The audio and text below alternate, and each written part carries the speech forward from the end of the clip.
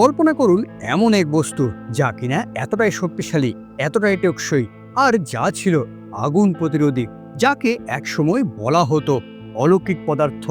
এটি ছিল সস্তা, ব্যবহারেও সহজ, আবার সবকিছুর জন্য উপযুক্ত।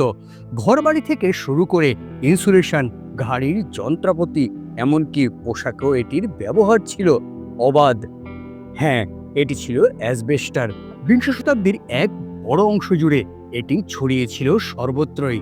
সরকার অনুমোদন দিয়েছিল, শিল্প প্রতিষ্ঠানরা প্রশংসা করেছিল, আর সাধারণ মানুষ বিশ্বাস করেছিল। কিন্তু যেটা কেউ বলেনি, যেটা ইচ্ছাকৃতভাবে গোপন করে রাখা হয়েছে, তা হলো অ্যাসবেস্টার ছিল এক নীরব ঘাতক। তথাকথিত এই অলৌকিক পদার্থটি ডেকে এনেছিল এমন সব মরণ রোগ যার কোনো প্রতিকার নেই। এর থেকেও ভয়ঙ্কর বিষয় হলো এর সত্যতা। জানত শিল্পপতি থেকে শুরু করে ডাক্তার, বিজ্ঞানী, এমনকি সরকারও। দশকের পর দশক ধরে তাদের কাছে প্রমাণ ছিল যে অ্যাসবেস্টার বিষাক্ত, কিন্তু তারা বিশ্বকে সতর্ক করার বদলে চুপ থাকার পথই বেছে নিয়েছে। তারা রিপোর্ট গোপন করেছে, ডাক্তারদের চুপ করিয়ে দিয়েছে, বিজ্ঞানীদের কিনে নিয়েছে, শুধুমাত্র মুনাফার রক্ষার জন্য। এটি শুধুমাত্র একটি বিপজ্জনক পদার্থের গল্প নয়, এটি হলো সেই বিশ্বাসঘাতকতার গল্প। কর্পোরেট দুনিয়া থেকে শুরু করে সরকার আর এইসব মানুষ যাদের কিনা কাজ ছিল আমাদের রক্ষা করা। চলুন আজকের এই ভিডিওতে জেনে নেওয়া যাক অ্যাসবেস্টারের পিছনের সেই চমকে দেওয়া সত্য, কিভাবে এটি জনপ্রিয় হয়ে উঠল, কিভাবে সতর্কতা উপেক্ষা করা হলো, আর কিভাবে এর মরণ ছায়া আজও আমাদের তাড়া করে বেড়াচ্ছে।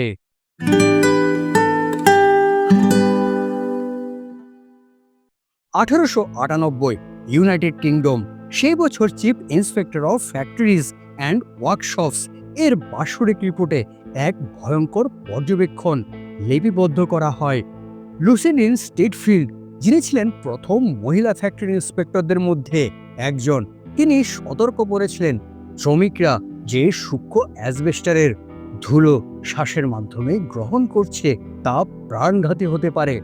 সেই সময় তিনি ফ্যাক্টরির উপর মহল তথা সরকারকে সতর্ক করেছিলেন, কিন্তু দুঃখের বিষয় হলো তার এই সতর্কবার্তা সম্পূর্ণভাবে উপেক্ষা করা হয়। এই ঘটনার পরের বছরে অর্থাৎ 1899 সালে ইউরোপের ডাক্তাররা লক্ষ্য করেছিলেন অ্যাসবেস্টারের ধুলোর সংস্পর্শে আসা শ্রমিকদের মধ্যে অদ্ভুত রকমের ফুসফুস জড়িত সমস্যা দেখা যাচ্ছিল। ক্রমাগত কাশি, বুক ধড়ফড় এবং শ্বাসকষ্ট তার মধ্যে ছিল অন্যতম। পরের বছরই অর্থাৎ 1900 সালে লন্ডনের চার্জিং ক্রস হসপিটালে এক 33 বয়সী ব্যক্তির ময়নাতদন্তে উঠে আসে এক ভয়াবহ তথ্য। তিনি 14 বছর ধরে একটি অ্যাসবেস্টার টেক্সটাইল ফ্যাক্টরিতে কাজ করছিলেন। তার মৃত্যুর কারণ ছিল পালমোনারি ফাইব্রোসিস, অর্থাৎ তার ফুসফুসে পাওয়া গিয়েছে অসংখ্য অ্যাসবেস্টার শ্বাস, যা কিনা গোটা শ্বাসতন্ত্রে ছড়িয়ে পড়েছিল। এই সমস্যা শুধু ব্রিটেনের মধ্যেই সীমাবদ্ধ ছিল না। 1906 সালে ফ্রান্স এবং 1908 সালে ইটালিতে এই একই ধরনের গবেষণা হয় এবং সব গবেষণায় একই ফলাফলে পৌঁছায়, অ্যাসবেস্টারের সংস্পর্শে প্রাণঘাতী। কিন্তু সবথেকে স্পষ্ট চিকিৎসাগত প্রমাণটি সামনে আসে 1924 সালে।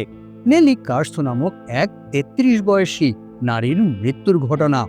তার মৃত্যুর পর শুরু হয় একটি আনুষ্ঠানিক তদন্ত। Pathologist doctor William Edmund cook তার ফুসফুস পরীক্ষা করে ব্যাপক পরিমাণ ফাইব্রোসিস খুঁজে পান, যার ভিতর ছিল অসংখ্য ধারালো খনিজ কণিকা। নেলি কার্সো, যিনি কিনা ইংল্যান্ডের টার্নার ব্রাদার্স ফ্যাক্টরিতে কাঁচা অ্যাসবেস্টারের আঁশ কাটার কাজ করতেন, অতএব তার এই মৃত্যুর কারণ খুঁজতে গিয়ে আর কোনো সন্দেহই থাকলো না। অ্যাসবেস্টার ছিল নেলির অসুস্থতার এবং মৃত্যুর সরাসরি কারণ। এই ঘটনার তদন্ত স্বরূপ ব্রিটেন পার্লামেন্ট একটি আনুষ্ঠানিক তদন্ত শুরু করেন। প্রথমবারের মতো 1931 সালে অ্যাসবেস্টার সম্পর্কিত বিধিনিষেধ প্রবর্তিত হয়, যার মধ্যে ছিল ফ্যাক্টরিতে বায়ু চলাচলের ব্যবস্থা, ধুলো নিয়ন্ত্রণ এবং অ্যাসবেস্টারকে একটি ক্ষতিপূরণযোগ্য শ্রম সম্পর্কিত রোগ হিসাবে স্বীকৃতি দেওয়া। চিকিৎসা জগতেও 1931 সালের মধ্যে মেসোথেলিওমা শব্দটি ব্যবহার হতে শুরু করে, একটি শব্দ যা অ্যাসবেস্টে সম্পর্কিত ক্যান্সারের প্রতীক হয়ে দাঁড়ায়। তবুও এই সমস্ত তথ্য প্রমাণ থাকা সত্ত্বেও বিশ্বব্যাপী অ্যাসবেস্টারের ব্যবহার অব্যাহত থাকে এবং আগের মতোই মারাত্মকভাবে।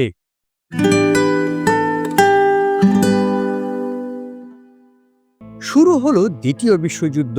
এই সময়ে অ্যাসবেস্টারকে মনে করা হয়েছিল হিরো ম্যাটেরিয়াল।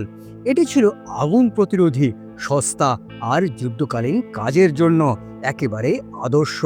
কিন্তু বাস্তবে এটি হয়ে ওঠে একটি নীরব ঘাতক। হাজার হাজার টন অ্যাসবেস্টার ব্যবহার করা হয়েছিল যুদ্ধজাহাজগুলোকে তৈরিতে, বয়লার, পাইপলাইন, টারবাইন এবং স্টিম ইঞ্জিন ইনসুলেটরের কাজের জন্য। শুধুমাত্র মার্কিন যুক্তরাষ্ট্রে 43 লাখ শিপইয়ার্ড কর্মী নিয়োগ করা হয়েছিল এই যুদ্ধের সময়। দ্বিতীয় বিশ্বযুদ্ধের সময় প্রতি 1000 শিপইয়ার্ড কর্মীর মধ্যে অন্তত 14 জনই মেসোথেলিওমাতে মারা যান। আজকে অনুমান করা হয় প্রায় 1 লক্ষেরও বেশি আমেরিকান মারা যান শুধুমাত্র শিপ বিল্ডিং ইন্ডাস্ট্রিতে অ্যাসবেস্টারের সংস্পর্শে আসার কারণে। এর চেয়েও অনেক বেশি মানুষ আক্রান্ত হয় অ্যাসবেস্টোসিস, একটি দীর্ঘমেয়াদী এবং যন্ত্রণাদায়ক ফুসফুস রোগে, যা কিনা আস্তে আস্তে মানুষকে শ্বাসরোধ করে। অন্যদিকে যুদ্ধ শেষ হওয়ার পরেও অ্যাসবেস্টারের ব্যবহার শিপ বিল্ডিংয়ে আরও কয়েক দশক ধরে চলতে থাকে। সতর্কবার্তা চেপে রাখা হয়, ঝুঁকিকে ছোট করে দেখানো হয়, আর ক্ষতিপূরণের মামলা চলে বছরের পর বছর।